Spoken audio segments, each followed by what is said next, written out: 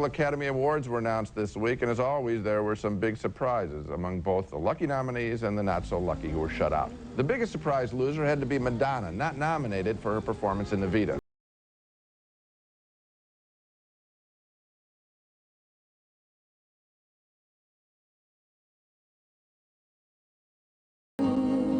What explains the omission? She was absolutely convincing in the role, but the movie doesn't take a hard enough look at who Eva Perón really was. Additionally, Madonna may have really stepped in it, and back in December, at the London premiere of Evita, she said she did expect to get a nomination.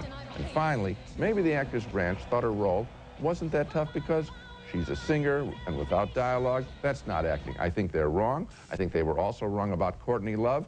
She's had drug problems, they may have thought, so her character in The People vs. Larry Flint has drug problems. That's not acting.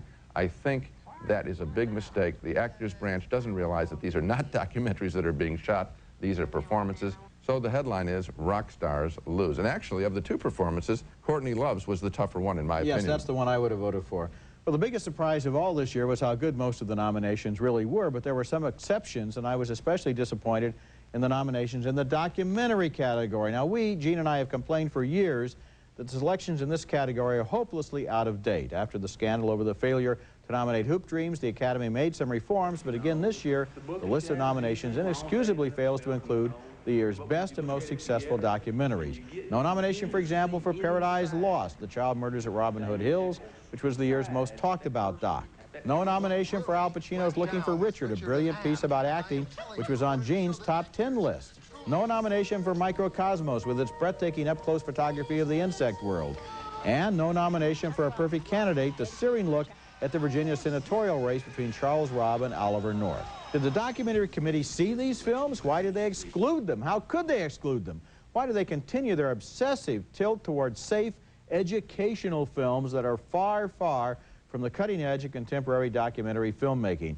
What does it take to send these people a wake-up call? You know what? They resent the success of documentary films. These are people that toil in the shadows of the big boys, okay? And when one of their members gets out, breaks out, and makes it, they resent them and they charge it against them, and they think, well, they already got the box office, so we're not going to give them an award. And that's biased, it's wrong, it's not rewarding excellence, and frankly, probably they should simply cut this documentary committee apart and let people nominate whatever they want to. Let the whole branch nominate them, okay? If there were a documentary branch, which is another issue. Coming up next, surprise inclusions on the Oscar nominations list. What delighted Gene and me most about this year's selections when we come back. Huh? We were surprised we're not nominated for this year's Oscar race. Now let's talk about people who we are pleasantly surprised were nominated. At the top of my list is Billy Bob Thornton, who wrote, directed, and starred in Sling Blade, and who got nominated both for his acting and for his screenplay. It's a completely original piece of work, the creation of this character who talks and thinks oddly, but who we come to care for a great deal. They said I wasn't right in the head, so they put me there in a nervous hospital instead of putting me in jail. They let you out?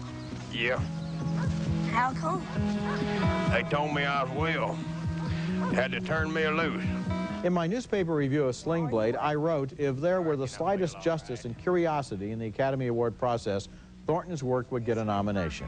Well, I guess there was justice, and I guess there was curiosity because it did get nominated, and that's great because it will allow more people to see this special and powerful motion picture. And he can thank videotape for his nomination because this film grossed less than $500,000, and yet the Academy voters saw it on tape. They did their homework. And they should be congratulated.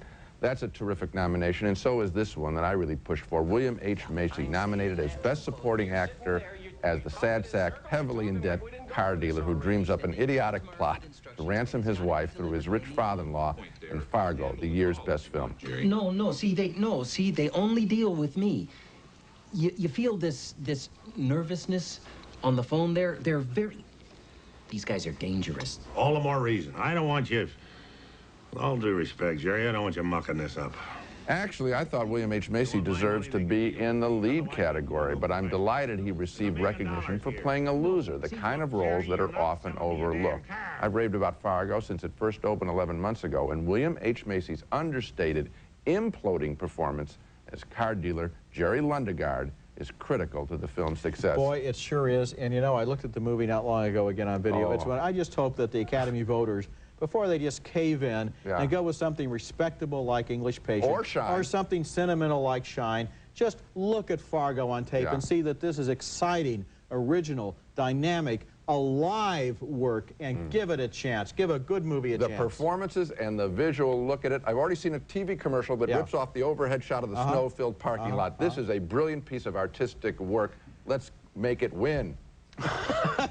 What else can I say? Now let's get out the pom-poms. Yeah. Okay, let's take another look at the movies we reviewed on this show.